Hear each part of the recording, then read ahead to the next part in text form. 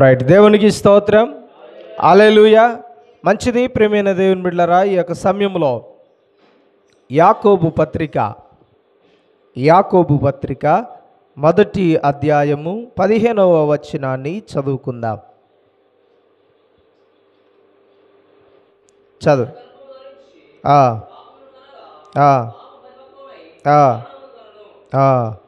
ప్రార్థన చేసుకుందాం. తలవంచి కళ్ళు మూసుకున్నట్లయితే ప్రార్థన చేసుకుందాం. మహోన్నతుడా, సర్వాధికారి, సర్వసృష్టికర్త, నమ్మదగిన దేవా, నీకు వందనాలు, స్తోత్రాలు. మరొకసారి ప్రభువా, నీ సన్నిధానములో నేను స్తుతించడానికి ఈ పునరుద్ధాన దినములో మరొకసారి ఈ రీతిగా నేను ఆరాధించే భాగ్యాన్ని మీరు మాకు ఇచ్చినందుకు వందనాలు. మరొకసారి ప్రభువా, నీ వాక్యం వైపు మేము చూస్తూ ఉండగా నీవే తండ్రి నాతో నీ పిల్లలతో మాట్లాడి మహిమ పొందుకోమని ప్రభువైన యేసుక్రీస్తు నామంలో ప్రార్థించి అడిగి వేడుకొనిచున్నాం పరమ తండ్రి, ఆమేన్. రైట్, మరొకసారి గమనిస్తే యాకోబు పత్రిక మొదటి అధ్యాయము 15వ వచనములో దురాశ గర్భము ధరించి పాపమును కనగా పాపము పరిపక్వమై మరణమును కనును. చూడండి ప్రియమైన దేవుని బిడ్డలారా, ఈరోజు ఒక విషయాన్ని మనం పరిశీలన చేయాలి. మనం ఆత్మీయులుగా, భక్తిపరులుగా, విశ్వాసులుగా, క్రైస్తవులుగా పిలువబడుతున్నాం. కానీ మన జీవితంలో పాపము అనేది తొలగించబడట్లేదు. ఇంకొక మాట స్పష్టంగా మాట్లాడితే మనము పాపాన్ని విడిచిపెట్టట్లేదు. అర్థమైందన్నమాట. పాపము చేయడం మానట్లేదు. పాపపు ఆ యొక్క అభిలాషలు మన జీవితంలో ఉండిపోతూ ఉన్నాయి. పాపపు కోరికలు మిగిలిపోతూ ఉన్నాయి. పాపాన్ని విడిచిపెట్టి మనము జీవించడానికి ప్రయత్నం చేయట్లేదు. ఇంకొక మాట జాగ్రత్తగా పరిశీలన చేస్తే పాపమును మనము పూర్తిగా విసర్జించట్లేదు.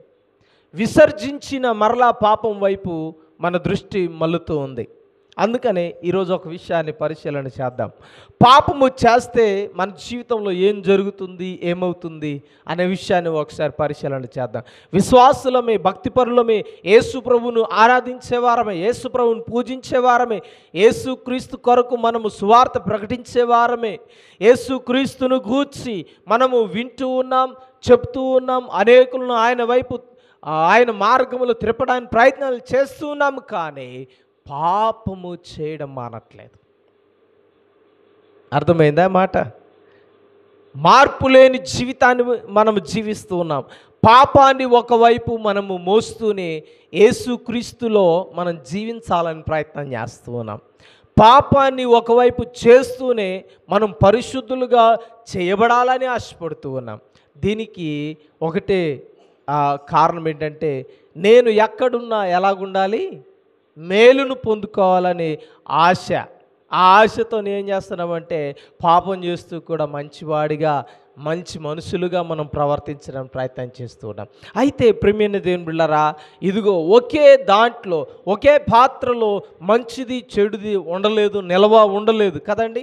ఒకవేళ ఉన్నదంటే అది ఖచ్చితంగా కలుషితం అయిపోతుంది. కాబట్టి ప్రియమైన దేవుని బిడ్డలారా, ఈరోజు మన ఆత్మీయ జీవితాల్లో క్రీస్తు మన లోపల ఉన్నట్లయితే పాపం మన లోపల ఉండడానికి వీలేదు, ఉండదు కూడా. క్రీస్తు మనలోనికి రాగానే పాపం మనల్ని విడిచి పోతుంది. కానీ మనము క్రీస్తుని లోపల ఆహ్వానించట్లేదు. మనలో యేసు క్రీస్తు ఉండట్లేదు. కానీ మనం అనుకుంటున్నది ఏంటో తెలుసా? యేసయ్యలో నేనున్నాను, యేసు నాలో ఉన్నాడు అని ఆలోచన చేస్తూ ఉన్నాం. అయితే ఈరోజు స్పష్టంగా ఒక మాటను తెలియపరుస్తూ ఉన్నాను, జాగ్రత్తగా వినండి. పాపం మనలో ఉన్నట్లయితే ఆ పాపము మనల్ని ఏం చేస్తుందంటే మరణానికి అప్పగిస్తుంది. ఎలాంటి మరణానికి అంటే ఆత్మానుసారమైన మరణం, ఆత్మీయానుసారమైన మరణాన్ని మనకు తెచ్చిపెడుతుంది. అంటే ప్రియమైన దేవుని బిడ్డలారా, క్రీస్తు మనలో ఉండడు. క్రీస్తు మనలో లేకుండా దూరం అయిపోవడమే ఆత్మీయానుసారమైన మరణము. ఈరోజు ప్రియమైన దేవుని, పాపము చేస్తే మన జీవితంలో ఏం జరుగుతుంది అనే విషయాలను మనం పరిశీలన చేస్తాం. మొట్టమొదటిగా చూడండి, కొంతమంది వ్యక్తులను పరిచయం చేస్తాను. చూడండి, ఆదికాండం 4వ అధ్యాయం 11వ వచనాన్ని చదువుకుందాం. మనందరికి తెలిసిన వ్యక్తే. కావున నీ తమ్ముని రక్తమును నోరు తెరిచిన ఈ నేల మీద ఉండకుండా నీవు శపింపబడిన వాడవు. చూడండి ప్రియమైన దేవుని బిడ్డలారా, ఈరోజు ఒక విషయాన్ని మనం పరిశీలన చేయొచ్చు. పాపము చేసిన వ్యక్తి ఏమైపోయాడు, లేకపోతే తన పరిస్థితి ఏమైంది అనే విషయాన్ని పరిశీలన చేస్తే 11వ వచనము 4వ అధ్యాయం 11వ వచనం అంటున్న మాట ఏంటంటే, నీ తమ్ముని రక్తమును నీ చేతుల నుండి పుచ్చుకొనుటకు నోరు తెరిచిన ఈ నేల మీద ఉండకుండా నీవు శపింపబడుదువు. ఎలాగంట చూడండి, ఇదిగో కయ్యూన్ అనే వ్యక్తి గురించి మనకు తెలుసు. ఎలాంటి వాడు కయ్యూన్ అంటే ప్రియమైన దేవుని బిడ్డలారా, ఇదిగో దేవునికి ఇష్టం లేని అర్పణ ఇచ్చాడు. ఇచ్చిన తర్వాత తన తమ్ముడు ఇచ్చిన అర్పణేమో దేవునికి ఇష్టముగా ఉన్నది. అయితే దేవుడు తన తమ్ముడైన ఏబేలు యొక్క అర్పణ అంగీకరించినప్పుడు, తన అర్పణ అంగీకరించినప్పుడు ఎవరి మీద కోప్పడ్డాడు, ఎవరి మీద అసూయపడ్డాడు చెప్పాలా? ఎవరి మీద అసూయపడ్డాడండి కయ్యూను? ఏబేలు అంటే తన సొంత తమ్ముని మీద అసూయపడ్డాడు. అసూయపడ్డమే కాదు, కానీ కక్ష పెట్టుకొని తనని ఏం చేశాడంటే చంపివేశాడు. ఏం చేశాడండి? చంపేశాడు. అందుకనే ఆ యొక్క చంపివేసిన ఆ స్థలం ఏంటంట, ఇక్కడ అంటుంది నేల. ఎక్కడ ఉన్నాడు ఆయన? నేల మీదే ఉన్నాడు. ఎక్కడున్నాడు? నేల మీద. అయితే నేల సాక్ష్యం చెప్తుంది దేవునికి, ఇదిగో నీతిమంతుడైన ఇదిగో ఏబేలును చంపివేశాడు కయ్యూన్ అని. అందుకనే దేవుడు ఒక మాట అంటాడు, ఇదిగో నువ్వు ఎప్పుడైతే నీ తమ్ముని చంపడానికి ఎప్పుడైతే నువ్వు పూనుకున్నావో నీ చేతుల నుండి, ఇదిగో ఎప్పుడైతే నీ తమ్ముని చంపడానికి నువ్వు ప్రయత్నం చేసి అతను చంపివేశావో, నువ్వు చంపినప్పుడు ఆ రక్తం ఏదైతే ఉందో ఆ రక్తాన్ని పుచ్చుకున్న నేల సాక్ష్యం చెప్తుంది. ఏమని తెలుసా? ఇదిగో నీ తమ్ముని చంపింది నువ్వేనని. ఈ విషయాన్ని గుర్తు చేస్తూ, ఇదిగో నీతిమంతుని ఎప్పుడైతే నువ్వు చంపివేశావో, పాపం చేశావో, నీ తమ్ముని చంపి ఇదిగో ఎందుకు అంగీకరించలేదో నీ అర్పణ అది గుర్తెరిగి నువ్వు ఒకవేళ పశ్చాత్తాపడితే బాగుండేది. కానీ మరలా పాపము మీద పాపము చేసి నువ్వు ఏం చేసావో తెలుసా? నీ తమ్ముని చంపేశావంటే, ఘోరమైన పాపము చేసి నువ్వేం చేసావంటే దేవుని దృష్టికి దోషివయ్యావు అంటూ ఉన్నాడు. దేవునికి స్తోత్రం. నువ్వు ఎప్పుడైతే పాపం చేస్తావో మొట్టమొదటిగా నువ్వేం చేయబడతావో తెలుసా? ఇదిగో ఇక్కడ తెలియపరుస్తున్న మాట ఏంటంటే, నువ్వు శపింపబడి ఉన్నావు అంటున్నాడు. నువ్వు శాపానికి లోబడి ఉన్నావు అంటున్నాడు. ఇదిగో ఈరోజు నేను శపిస్తున్నానని దేవుడే శపిస్తూ ఉన్నాడు. అంటే ఈరోజు మన జీవితాల్లో మనం పాపం చేస్తే ఏమవుతుంది తెలుసా? శాపగ్రస్తులం అవుతాం. అర్థమైందా? అర్థమైందా? దేవునికి విరోధంగా పాపం చేసిన వారముగా మనం ఉన్నట్లయితే పాపం మనల్ని ఏం చేస్తుందిలే, ఈరోజు చేసి మర్చిపోవచ్చు రేపు అనుకుంటున్నావేమో. కొంతమంది అలాగే అనుకుంటూ ఉన్నారు. ఏమని తెలుసా?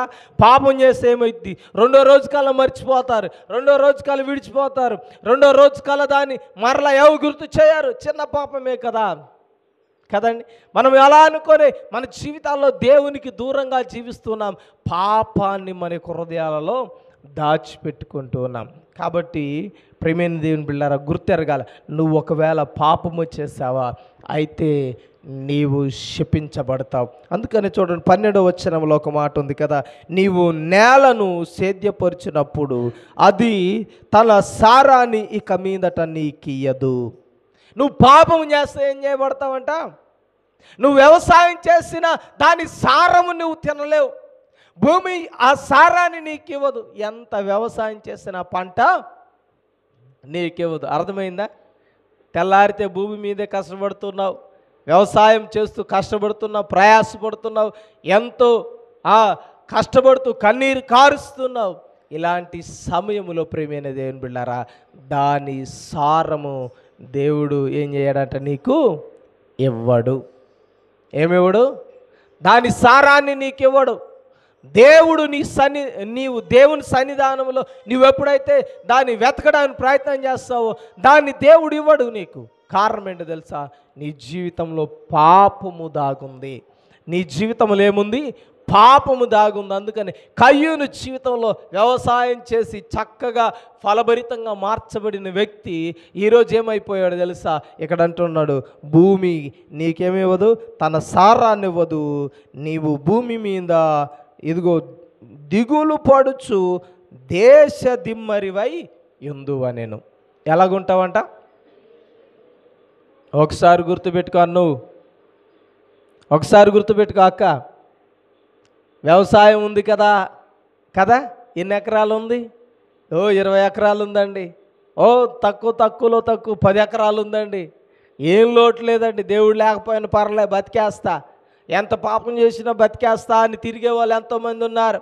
నేను జమీందారుని, ఇదిగో నేను ఉన్నోన్ని, నాకు సాటి అయిన వారు ఎవరు లేరు అని విర్రవీగేవారు అనేకులు ఉన్నారు.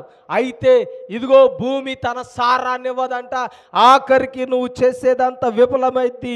ఇదిగో నువ్వు చేసేదంతా ఏది కూడా మిగలదు. నువ్వేం చేయబడతావు తెలుసా? భూమి మీద దిగులు పడుచు దేశ దిమ్మరివై, ఉన్నదంతా కోల్పోయి, ఉన్నదంతా తీసివేయబడి, ఉన్నదంతా ఇదిగో విడిచిపెట్టి, ఉన్నదంతా పొందుకోలేక నువ్వేమవుతావు తెలుసా? దేశ దిమ్మరివి అవుతావు. ఎప్పుడు? నువ్వు పాపము చేసినప్పుడు. అది చిన్నదా పెద్దదా కాదు, సైజును బట్టి కాదు పాపము కొలత వేసేది.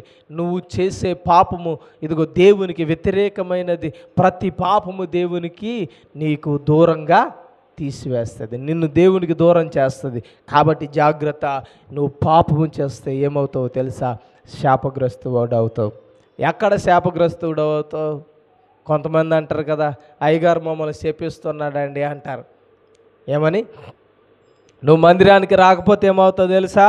ఇదిగో ఇలాగ అవుతావు అన్నప్పుడు వాళ్ళు ఏమంటారు తెలుసా? అయ్యగారు శాపం పెడుతున్నారండి, మమ్మల్ని శపిస్తున్నారండి అండి, ఆయన ఉసురే మాకు తగిలిందండి అంటారు కదండి. అంటారా? అనరా? మీరు కూడా కొన్నిసార్లు అలాగే అనుకుంటున్నారేమో. ఏమని? మీరు ఒకవేళ దేవుని మందిరానికి రాకపోతే, దేవుని విడిచిపెడితే, దేవుని ఇదిగో ధిక్కరిస్తే, మీ పరిస్థితి మొదటి దానికంటే కడపడి స్థితి కంటే, ఇదిగో మొదటి స్థితి కంటే కడపడి స్థితి మరీ ఘోరముగా ఉంటుందన్నప్పుడల్లా అయ్యగారి శాపం వాటి అత్తం. ఏమంటారు? అయ్యగారి శాపం పెట్టిపోయాడు, లేకపోతే ఎంత ఆశీర్వదించబడే వాళ్ళ. చేతి నిండా ధనమే, చేతి నిండా ఉన్నతమైన వారమే, చేతి నిండా ఇదిగో ఆశీర్వాదమే ఉండేదండి. కానీ ఎందుకు? ముందు జాగ్రత్తగా. అందుకని కొన్నిసార్లు హెచ్చరిస్తూ ఉంటాం, కొన్నిసార్లు మిమ్మల్ని గద్దిస్తూ ఉంటాం. దేవుని విడిచిపెట్టొద్దు, దేవుని ముందర పాపిగా నువ్వు నిలబడొద్దు, దేవుని ముందర నువ్వు దేవునికి వ్యతిరేకమైన కార్యాలు నువ్వు చేయొద్దు అనేది ఎందుకో తెలుసా? నువ్వు శాపగ్రస్తుడు కాకుండా ఉండాలని. ఏమండి, అర్థమైందా? సేవకుడు చెప్పించడండి, జాగ్రత్తలు నీకు చెప్తాడు. ఇదిగో ఉన్నదంతా పోద్ది, కోల్పోతావు, జాగ్రత్త. ఎందుకో తెలుసా? కయ్యూను జీవితంలో, తన జీవితంలో తాను పొందుకున్నది, తాను విడిచిపెట్టింది, తాను పోగొట్టుకున్నది ఎంతో భయంకరమైనది. కాబట్టి ప్రియమైన దేవుని బిడ్డలారా, జాగ్రత్త. మీ జీవితాల్లో పాపం మీ జీవితంలో ఎంటర్ అవ్వద్దు. ఏంటి పాపము? దేవునికి వ్యతిరేకమైనది ప్రతిదీ పాపమే. చూడండి, న్యాయాధిపతుల గ్రంథము 16వ అధ్యాయము 19వ వచనాన్ని చదువుకుందాం.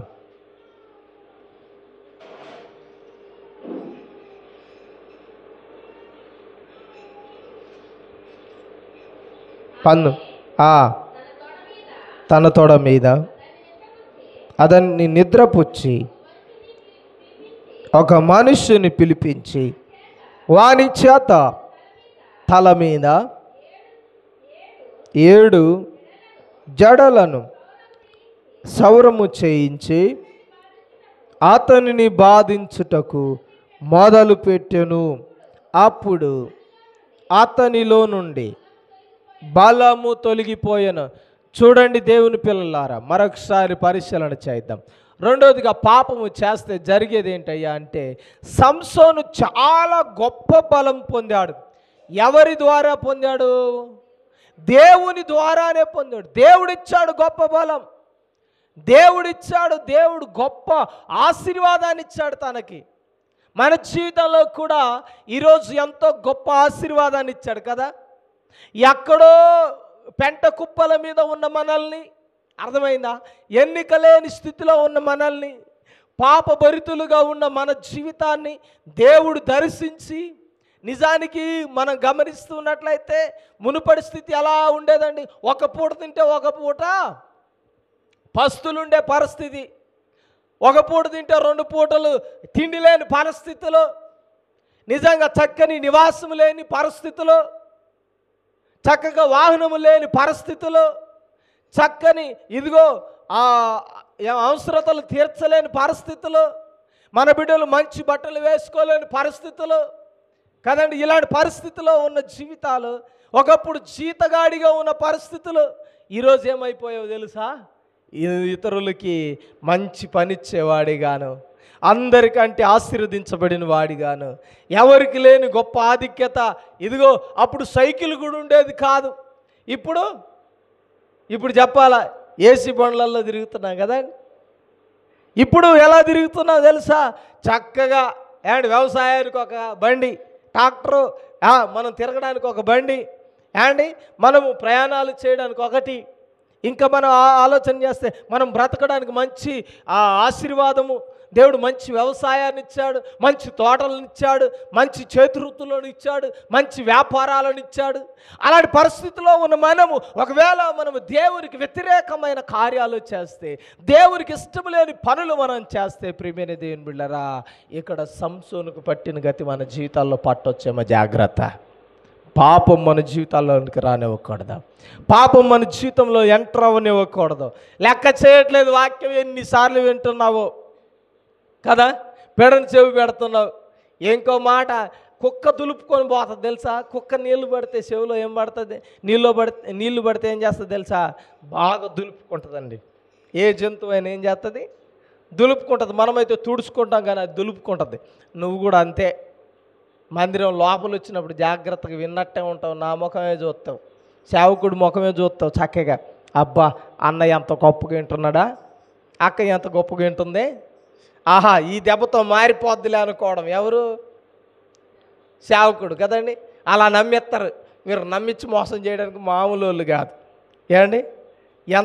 ఎంత నమ్మిస్తారు. ఇక అన్నీ వినేసామండి, పర్లేదు, ఇక బ్రతికేస్తాం అంటారు. కానీ గేటు దాటగానే, మందిరం దాటగానే దులుపుకునే స్వభావం మన జీవితాల్లో ఎంతమందికి ఉందో. 2వ వారానికే మరలా డుమ్మాలు, 2వ వారానికే మరలా దేవుడు గుర్తురాడు. కారణం ఏంటంటే, ఇంకొక మాట చెప్పాలంటే, దేవుడు బాగా ఆశీర్వదించాడు కదా. దేవుడు ఏ లోటు లేకుండా తీరుస్తున్నాడు కదా. దేవుడు ఏ బాధ లేకుండా మన జీవితాల్లో ఉంచాడు కదా.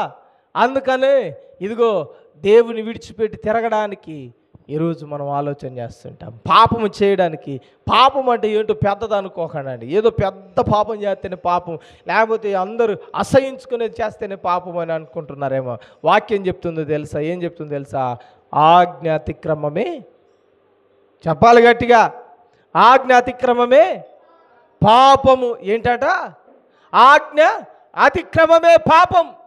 పాపము చేసిన ప్రతి ఒక్కరు ఏం చేయబడతారంటే, మొట్టమొదటిగా శపించబడతారు. రెండోదిగా ప్రియమైన దేవుని బిడ్డలారా, పాపము చేసిన వాడు ఏం చేయబడతాడో తెలుసా? ఇదిగో దేవుడిచ్చిన దాన్ని కోల్పోతారు. అంతేనా? సంసోన్ చేసింది ఏంటండి? నాజీరు చేయబడిన వ్యక్తి, ప్రతిష్ఠించబడిన వ్యక్తి, దేవుని కోసమే బ్రతకవలసిన వ్యక్తి. కానీ అలాంటి వాడు ఎక్కడ ఉన్నాడు? వేశ్య ఒడిలో ఉన్నాడు. ఎక్కడ ఉన్నది? ఇక్కడ రాయబడి ఉంది, మరి ఘోరంగా రాయబడి ఉంది. ఏమని రాయబడి ఉందండి? ఆమె తన తొడల మీద అతన్ని నిద్రపుచ్చి. ఎక్కడ పడుకోవాలి వీడు? సంసోను వాడు వీడు అంటున్నారు ఏంటంటే గొప్ప బలాద్యుడని. దేవునికి నమ్మకంగా బ్రతకవలసిన వాడు, ఎక్కడ? దేవుని సన్నిధిలో నిద్రపోవలసిన వాడు. అంటే దేవుని సన్నిధిలో అంటే చర్చిలో అనుకోకండి. అంటే దేవుని సముఖములో తాను నిద్రపోయినా, బ్రతికినా, మరణించినా ఎక్కడ ఉండాలండి? దేవుని సన్నిధిలో ఉండాలి. ఎక్కడ ఉండాలా? దేవుని సముఖములో ఉండాలా. నిద్రపోయినా, ఇదిగో మేలుకున్నా, ఇదిగో ప్రతి క్షణం ఎక్కడ ఉండాలో తెలుసా? దేవుని సన్నిధిలో ఉండాల. ఎలాంటి పరిస్థితుల్లోనైనా దేవుని సన్నిధిలో నిలబడితే బాగుండేదేమో. పోయి దెలీలా ఊళ్ళో పడుకున్నాడండి, వేశ్య ఊళ్ళో పడుకున్నాడు. హాయిగా నిద్ర పట్టిందంట. ఎంత నిద్ర పట్టిందో తెలుసా? తన జుట్టును కట్ చేసేది కూడా సోయి లేకుండా పడుకున్నాడు. ఎంతగా నిద్రపోయిండండి? పాపం ఏం చేసింది తెలుసా? సోయి లేకుండా నిద్రపుచ్చింది తన్ని. విన్నారా ఈ మాట? ఈరోజు కూడా మన ఆత్మీయ జీవితంలో మనం సోయి లేకుండా నిద్రపోతున్నామేమో. మన ఆత్మీయ జీవితంలో మనం తప్పిపోతున్నాం గుర్తుపట్టని స్థితిలో కదండి.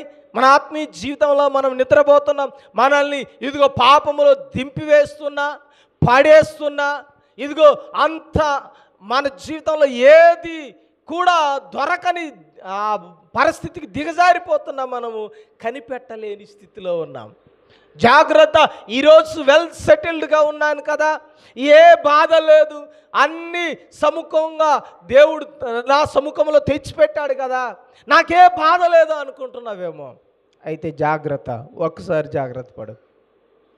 పాపములో పడిపోతే, దేవుని విడిచిపెడితే, దేవునికి ఇష్టం కాని పని నువ్వు చేస్తే, ఆజ్ఞ అతిక్రమమే పాపం అంటున్నాడు. దేవునికి దూరంగా వెళ్తే, ఒక్క మాట జాగ్రత్తగా వినాలా, ఒకే ఒక్క మాట, నువ్వు దూరంగా వెళ్తే దేవుడు నీకు ఇచ్చింది ఏదైతే ఉందో పూసిక పుల్లతో సహా తీసేస్తాడు. విన్నారా నా మాట? భయం పుట్టాలండి. మనకు ఒళ్ళు భయం లేదు. ఎందుకని? చాలా సేఫ్టీ జోన్లో ఉన్నాం కదా. మనం అనుకుంటాం అన్నీ ఉన్నాయి, ఈ తీసేసే లోపు మళ్ళా నేను సంపాదించుకుంటాను అనుకుంటున్నావేమో. ఒక్క రోజుతోనేనండి దిగంబరిగా మారిపోయాడు. ఎవరు చెప్పాలా? ఏమండి? అన్ని పరిస్థితులు అన్నీ బాగున్నాయి, కలలో కూడా ఊహించలేదు. ఎవరు చెప్పాలి గట్టిగా? యోబు జీవితంలో ఏమనుందా? ఆలోచన ఉందా? ఏమండి? నీకులాగా నాకులాగా తప్పిపోలా, అన్ని వెల్ సెటిల్డ్గా ఉన్నాడు. ఊజు దేశంలో అతని కంటే గొప్పవాడెవడు కూడా లేడు. అలాంటి వాడే రాత్రికి రాత్రి ఏమయ్యాడు? మన భాషలో మాట్లాడుకున్నాం, ఉన్న ఆస్తి పోయింది, ఉన్న భూములు పోయాయి, కొన్న అన్ని ఫ్లాట్లు పోయినాయి, డాబాలు పోయినాయి, కార్లు పోయినాయి, బంగ్లాలు పోయినాయి, బంగారం పోయింది, పిల్లలు పోయారు. ఆఖరికి ఎలా మిగిలిపోయాడంట? అడుక్క తినే స్థితిలో మిగిలిపోయాడు. ఇప్పుడు మన భాషలో మాట్లాడుకుంటే దిగంబరిగా మిగిలిపోయాడు. మనమైతే ఏం చేస్తాం ఖచ్చితంగా? ఏమండి? అర్థమైందా? ఈరోజు మనం ఒళ్ళు భయం లేకుండా బ్రతుకుతున్నాం. ఎందుకో తెలుసా?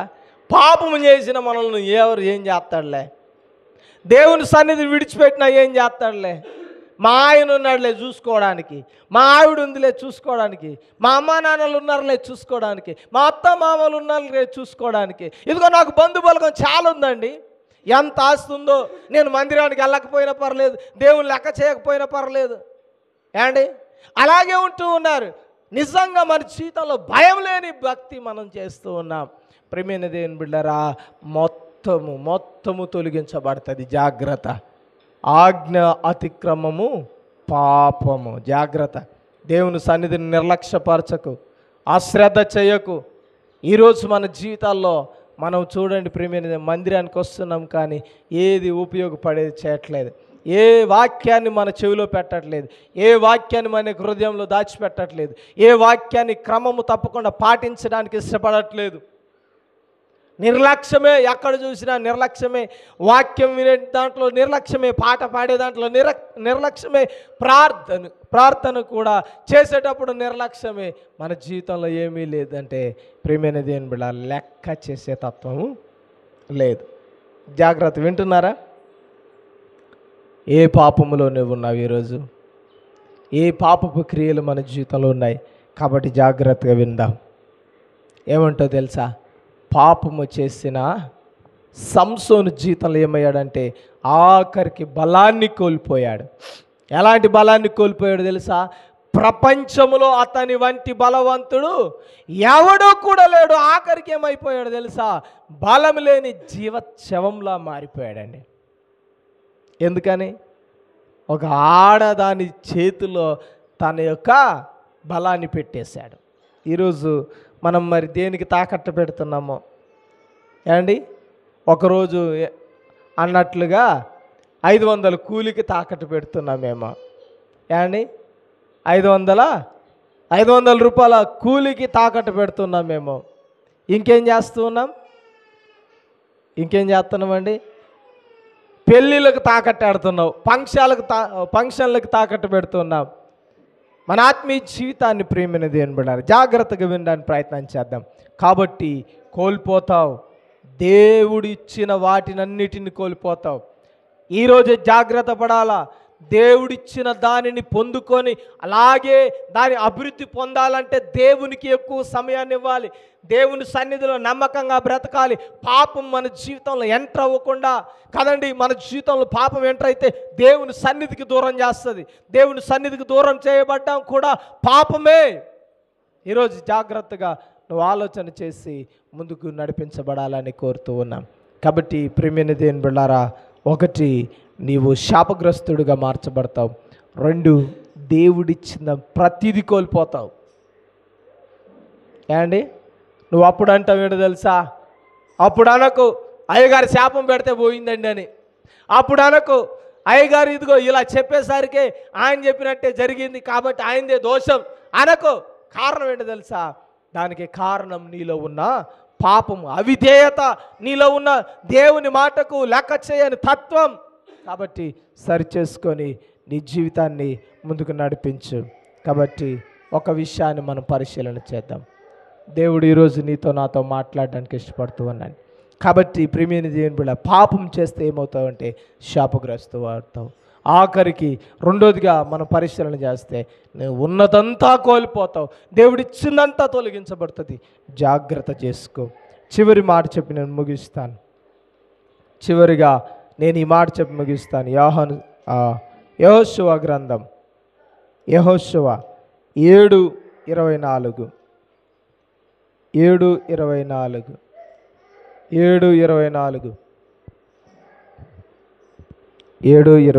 చదువుదాం. తరువాత యెహోషువయు ఇశ్రాయేలందరును ఆకానును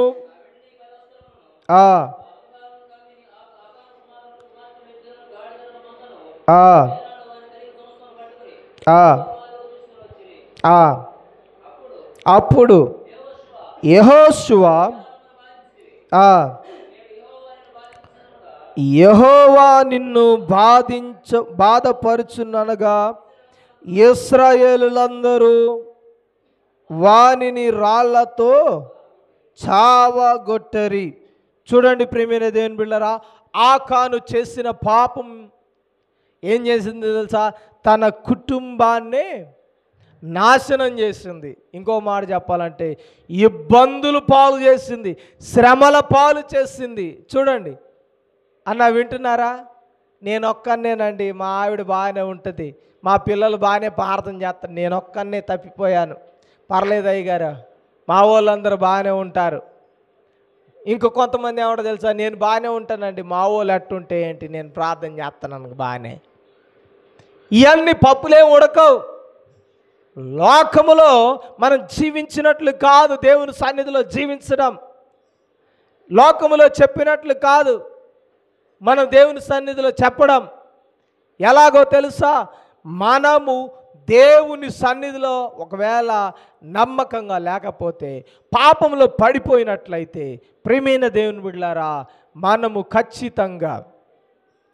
ఖచ్చితంగా ఇదిగో మన కుటుంబాన్ని ఇబ్బందులు పాలు చేస్తాం.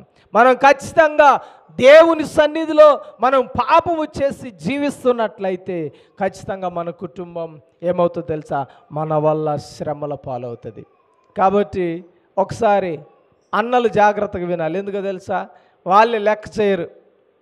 నన్ను బేకతకడ బారత్తే, నేనేమైపోతే నీకెందుకు, నువ్వు ప్రార్థనకు పోరాదు, నేను ఈ అలవాటు మానకపోతే ఏమైంది, నువ్వు మందిరానికి పోయి మంచిగా ఉండరాదు, నేను తాగితే నీకేమైంది, నువ్వు మంచిగా వెళ్ళి ప్రార్థన చేయరాదు అంటారు కదండి.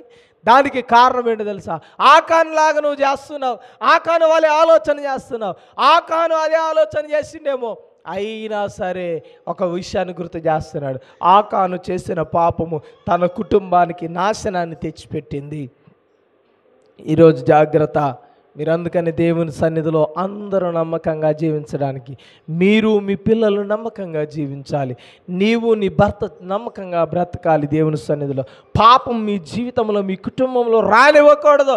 పాపం మీ ఇంటిలో జ్వరబడనివ్వకూడదు.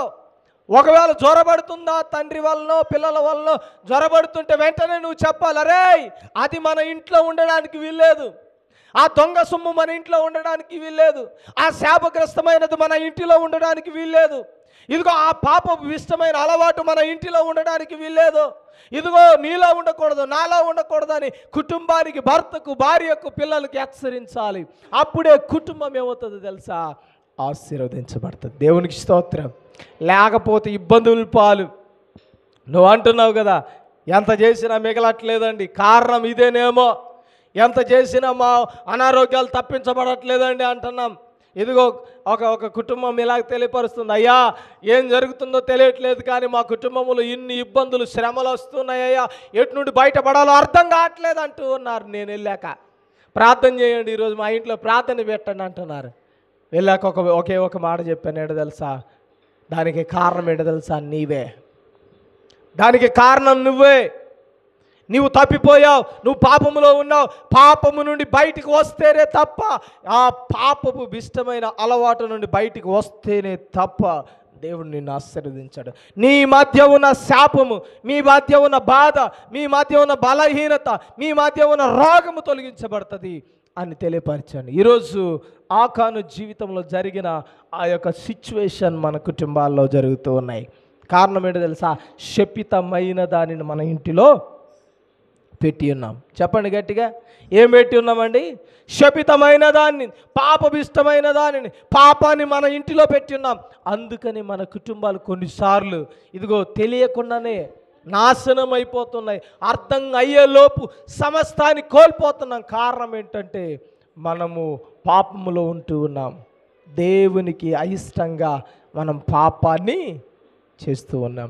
కాబట్టి ప్రియమైన దేవుని బిడ్డలారా, ఈరోజు ఒక విషయాన్ని గుర్తు చేయాలి.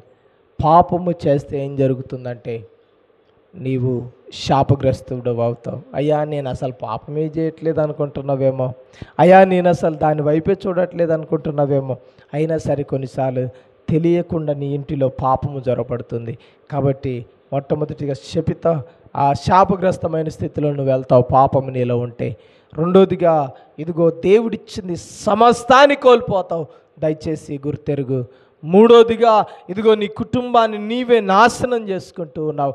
దేవునికి దూరమై, దేవుని సన్నిధికి దూరమై, వాక్యానికి దూరమై, వాక్యానుసారంగా బ్రతకకుండా సరి చేసుకో. ఈ 3 విషయాలను బట్టి నీ ఆత్మీయ జీవితాన్ని నువ్వు సరి చేసుకోవాలని కోరుతూ కొద్ది మాటలు దేవుడు దీవించునుగాక. ఆమేన్.